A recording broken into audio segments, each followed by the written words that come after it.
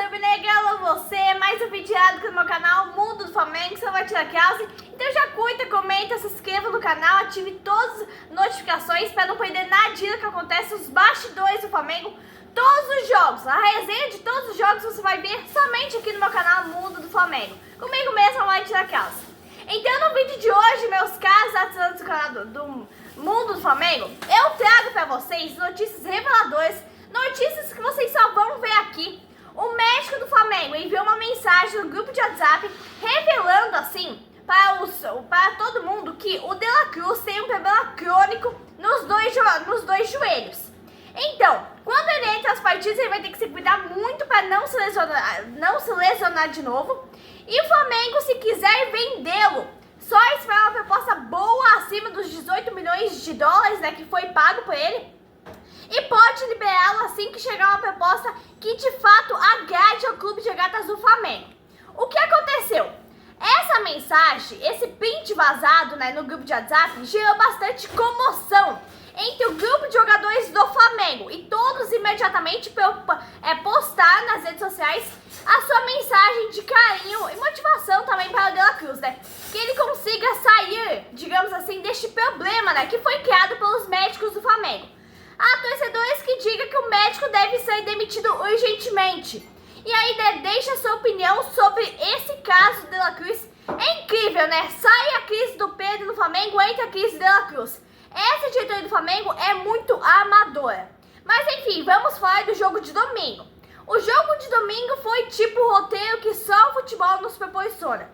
Quando o Pedro foi chamado do banco, acho que todo flamenguista pensou: não, hoje acontece o gol da redenção de Pedro, com lei do ex ainda, tá? Ele teve a oportunidade no lance que hoje no escanteio, e aí todo mundo ficou nessa expectativa. E aí ele mostra toda a função e qualidade dele. E no final das contas, a história termina com o Pedro comemorando e dando o recado dele. Eu acho que essa é a parte mais correta da história. Quem incomodou o Pedro? Não foi o dirigente que vazou a notícia? Aí temos aí um indício do mesmo caso de De La Cruz. Assim como o Pedro disse que a questão técnica teria que ter sido resolvida internamente, não ter sido exposta, ele tinha que resolver essa questão com o dirigente internamente, não ir na mídia e falar. Não muda o comportamento no treino, não começa com deboche e piadinhas. Não tem que fazer isso, você tem que treinar, você tem que corresponder nos treinos e também em campo. Então não comece a treinar sem comprometimento. Isso foi prejudicial para o Pedro e, acima de tudo, para o Flamengo. O Flamengo não pode contar com ele em 2 jogos, né? E aí o Flamengo perdeu o jogo contra o Santos. Tudo isso porque ele treinou mal, não se dedicou tudo que ele pode dedicar. O problema dele não é só com o dirigente. Era só ele ter pedido para resolver e conversar com o cara internamente nos bastidores. E não deixar essa parte afetar tanto a parte profissional dele. Aí o repórter foi para a entrevista coletiva perguntar como que está a relação do Filipe Luís com o Pedro. Porra, que tipo de pergunta é essa? O Filipe Luís não falou no jogo anterior que esse assunto de Pedro estava encerrado? Que o Pedro tinha que dar a resposta dentro de campo? Ele deu a resposta dentro de campo. Só no meio dessa história tem uma coisa que não dá para entender. No ano passado, durante a campanha presidencial, o BAP disse que ia profissionalizar profundamente o Flamengo. E a antiga gestão era muito amadora. Pois bem, BAP trouxe José Porto e reforçou ainda mais essa promessa de profissionalização no clube. Principalmente nas contratações, né? BAP prometia agilidade, BAP prometia profissionalismo e decisões respaldadas por todos. Só que entre promessas e contradições, 7 meses depois de se tornar presidente de fato do Flamengo, a realidade é bem diferente do discurso. Um exemplo é a contratação do Carrascal, que levou incríveis 6 meses para ser concluída e ainda não foi concluída, tá? Amigos do canal Mundo do Flamengo, o BAP está fazendo uma gestão fraca no comando do Flamengo. O que acontece? O BAP está deixando de lado o profissionalismo e está dependente das decisões tomadas pela massa rubro-negra. O Flamengo não contrata jogador no mercado se não tiver aprovação de toda a massa rubro-negra. Ou seja, o Flamengo está fraco no mercado por causa disso. Então, o BAP não pode misturar profissionalismo, como ele tanto prometeu em várias ocasiões, com o amor que a torcida rubro-negra uma coisa e outra coisa é totalmente diferente. O Flamengo está lento no mercado por causa disso. Vai contratar jogador? Tem que saber a opinião de toda a torcida primeiro. Eu não estou criticando, mas eu estou enfatizando o fato de que o BAP, que tanto prometia profissionalismo e uma janela de contratações rápida e gradual no Flamengo, está fazendo totalmente o contrário disso. A janela logo vai terminar, o Flamengo não contratou de fato ninguém ainda, tá? Está ali tentando contratar o Carrascal há mais de 6 meses, não conseguiu ainda. Janela do Flamengo é lenta e o BAP mistura profissionalismo com o amor que a torcida rubro-negra tem de fato por esse clube. E aí nós temos a situação do Juninho. 5 milhões de euros junto ao Karabag do Azerbaijão. O cara não presta pra nada. Tá no elenco fazendo número. Entra no jogo e não faz nada que peche. E o que está ruim pode piorar. A situação piorou com a contratação do Mike Johnson, né? Atacante irlandês. O acordo estava fechado, o Flamengo já tinha comprado as passagens. Só que aí foi o que eu falei. A repercussão negativa que esteve entre a torcida e a velha imprensa levou ao cancelamento da negociação. O que mostrou a fragilidade dessa gestão diante da pressão. O BAP, que tanto criticava a lentidão da gestão de Landim Braz, enfrenta os mesmos problemas. Só que com uma complicação bem maior. José Boto, que é quem toma as decisões, ele também virou alvo das críticas. E aí, falando do jogo, nação, o Flamengo venceu, mas o jogo foi uma bosta, o jogo foi horrível, foi um jogo muito pobre e a atuação do Flamengo foi um negócio pavoroso. O primeiro tempo nem se fala, o primeiro tempo foi ridículo, foi péssimo. Uma atuação fraca de um time que é inofensivo, um time que não sabe finalizar, um time que não cria jogadas de perigo. Posse de bola em 67%, o jogo foi uma bosta. O primeiro tempo foi horrível, como eu falei. E olha, não é exagero falar que pode facilmente ser considerado o Fla-Flu mais chato e sem graça da história do clássico. O Renato entrou com o time em campo com uma estratégia similar à utilizada na Copa do Mundo, né? Ou seja, linha de 5 muito bem retrancada. O Flamengo ficou com a posse da bola, mas não agrediu, pouco finalizou. Aí é aquela história, mas teve posse de bola.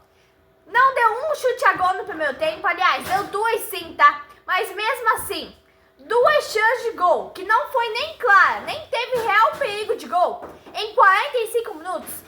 O segundo tempo também não foi dos melhores, só que o Flamengo começou a chegar mais no gol adversário. A primeira chance realista do jogo a gente só viu aos 12 minutos do segundo tempo. Então do que adianta o Flamengo ter o elenco mais caro do Brasil, o melhor elenco do Brasil, não sabe finalizar uma bola ou gol adversário? Cebolinha não finalizou, não acrescentou em nada na droga do jogo que foi. Tá numa fase péssima. Foi uma partida muito ruim. O Flamengo finaliza pouco, o Flamengo paga pelos seus erros. Muito abaixo do que se espera desse time, do que esse time realmente pode render. E 60-70% de posse de bola, o time não conseguiu criar nada. Uma partida muito aquém, uma partida ridícula. Amigos do canal Mundo do Flamengo, eu quero comentar aqui com vocês um pouquinho sobre a situação de Arrascaeta. Pós-jogo do Mundial, né, o Flamengo voltou do Mundial e parece que o futebol do Arrascaeta ficou lá nos Estados Unidos. Ele não está jogando bem, não está sendo Arrascaeta, ele está sendo camisa 10 da Gávea. Parece que ele está meio cabisbaixo em campo, andando em campo, parece que alguma coisa o afetou. E o Luiz Araújo também está andando muito cabisbaixo em campo. No mais, um time do Flamengo que está deixando bastante a desejar. Não vimos um jogo bom do Flamengo pós-mundial, a não ser aquele jogo contra o São Paulo que o Flamengo fez 2-0 e pronto. O Flamengo perdeu a liderança, perdeu pro Santos, o Santos que está na zona de rebaixamento, aí fez um jogo muito ok, fez um jogo ridículo contra o Fluminense. E o Flamengo não está rendendo tudo que realmente pode render. E intriga dentro do clube é o que não está faltando. O Flamengo só tinha levado perigo de gol ao Fluminense na cabeçada do Léo Ortiz. Aí o Pedro sai do banco, finaliza, a jogada que resulta no escanteio e faz o gol. A crise no Flamengo ela tem que acabar. Não pode ter toda essa briga, essa guerrinha dentro do clube. Com o Palmeiras se aproximando, Cruzeiro disparando, Bragantino chegando. Próximo jogo é contra o próprio Bragantino, Inter na Libertadores, Atlético Mineiro na Copa do Brasil, agora dia 31. E o Pedro é importantíssimo pro Flamengo, o Pedro não pode sair do Flamengo. O Pedro é o cara que faz 30 gols por temporada. Como que você vai deixar esse cara fora se Cebolinha tá no péssimo momento? Se o próprio Bruno Henrique também não é de fazer 30 gols por temporada. O Michel é outro que não jogou nada desde que voltou pro Flamengo. E o Plata é outro que não faz nem a pau 30 gols por temporada. Se você juntar os quatro, é capaz que dê os 30 gols do Pedro. Mas no mais, o Flamengo não pode perder o Pedro. Só que aí, como a gente tem a parte boa de ter o Pedro no elenco, a gente também tem que ter ali, né, uma intriga. O Pedro não é o craque do Flamengo, que ele não tem que se disciplinar nos treinamentos. Mesma forma quando o Gabigol estava no Flamengo. Eu sou muito fã do Gabigol, mas eu nunca deixei de criticá-lo quando ele interferia no clima dos bastidores do Flamengo. E quando ele fazia um jogo apagado.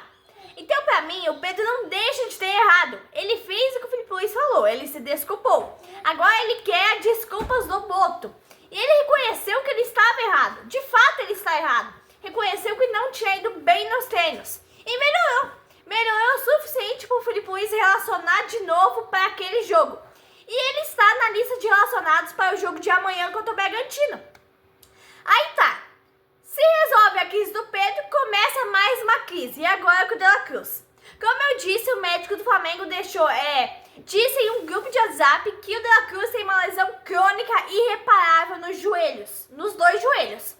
E essa gestão do Flamengo é tão bizarra. O BAP que tanto prometia profissionalismo e prometia tanto profissionalismo que as intrigas que acontecessem nos bastidores do Flamengo iam ficar só nos bastidores. A mídia e a torcida não iam ficar sabendo. Todo mundo sabe. A notícia do Pedro se espalhou até pela Europa. Tinha gente comentando sobre o caso do Pedro até lá na Europa. Que profissionalismo é esse da gestão BAP? Essa gestão do Flamengo é bizarra.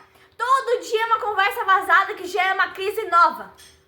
Mas enfim, nação, o Flamengo contratou Saul Núñez, meio-campista espanhol que estava no Atlético de Madrid. Jogou bastante tempo com o Filipe Luís, inclusive. Contrato de 3 anos com salário de 2 milhões. Ele ficaria com o segundo maior salário do grupo. Só perde pro Jorginho. O Jorginho chega a quase 3 milhões. E o Saul Núñez chega para preencher a lacuna deixada pelo Gerson no meio de campo. Então o que a gente espera? A gente espera que não tenha intrigas com ele, que não tenha mais intrigas nesse grupo do Flamengo, nesse elenco do Flamengo, que ninguém mais vaze conversas sobre jogadores do Flamengo, tá? Jogadores já estão cabisbaixos dentro de campo, não estão rendendo tudo que pode render. E a gente espera também que amanhã o Flamengo faça um bom jogo, né? E fique aí na briga pela liderança, pelo título do Campeonato Brasileiro. Amanhã, Flamengo e Bragantino lá em São Paulo, tá? Eu vou estar aqui com o meu vídeo, tudo, a resenha do jogo, a análise incrível do jogo. A escalação do Filipe Luís, o Pedro, está relacionado para esse jogo, tá? Então a gente espera que ele comece a titular e que ele faça um bom jogo, que ele marque aí na vitória do Flamengo. Abraço da Rubro Negra.